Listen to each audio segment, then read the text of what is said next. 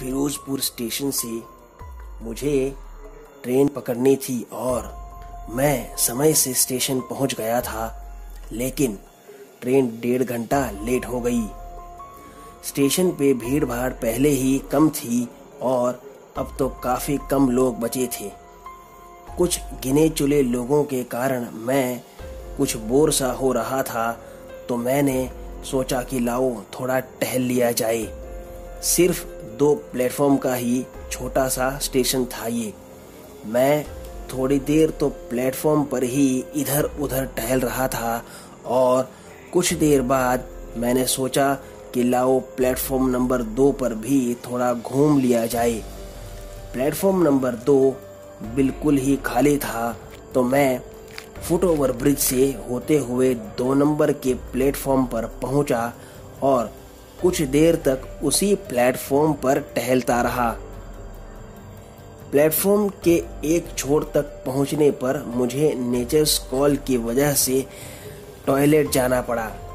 मैं प्लेटफॉर्म उतरकर पीछे की झाड़ियों में चला गया, जहां कुछ जंगल जैसा ही लग रहा था।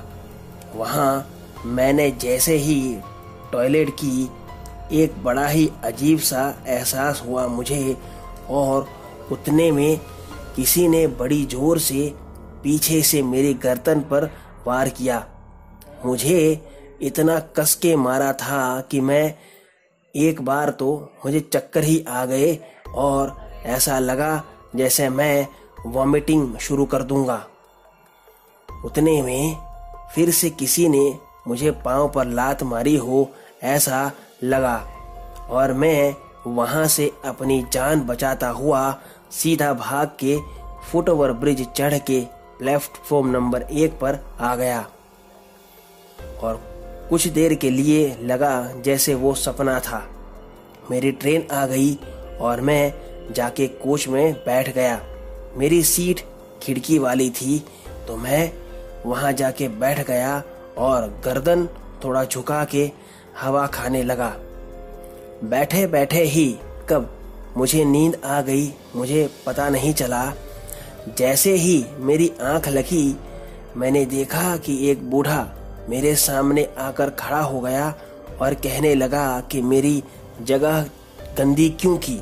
मैं जिस जगह सोता हूँ तूने वहां आके पेशाब कर दी। मैं सिर्फ बूढ़े की बात सुने जा रहा था और मन में डर भी रहा था। डर के मारे पसीने से मेरी नींद ही खुल गई और मैंने देखा कि वो बूढ़ा मेरे पास ही खड़ा था।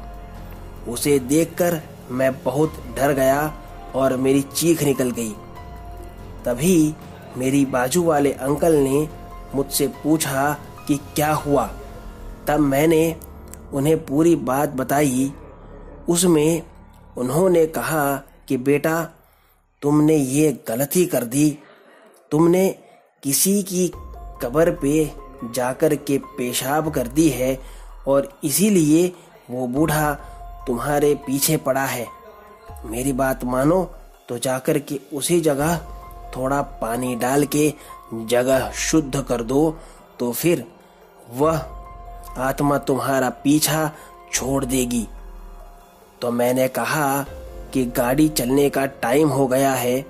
तब उन्होंने कहा कि गाड़ी कम से कम 20 मिनट और रुकने वाली है, तो जाओ और हाथ जोड़कर माफी मांगते हुए उस जगह पानी डाल के जगह शुद्ध कर दो।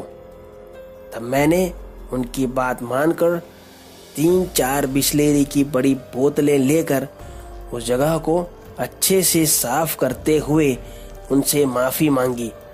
उसके बाद आकर के ट्रेन में बैठ गया और सचमुच में उसके बाद वो बूढ़ा आदमी मुझे कभी नहीं मिला। तो दोस्तों, इस कहानी में बस इतना ही। अगर आपको कहानी पसंद आई हो तो चैनल को सब्सक्राइब करना ना भूलें, और अगर आपके पास भी ऐसी कोई कहानी है तो मेरे साथ मेरे ईमेल या फेसबुक पेज पर शेयर करें। दोनों का लिंक डिस्क्रिप्शन बॉक्स में दिया हुआ है। तो मिलते हैं अगले वीडियो में। तब तक stay home, stay safe. Thank you.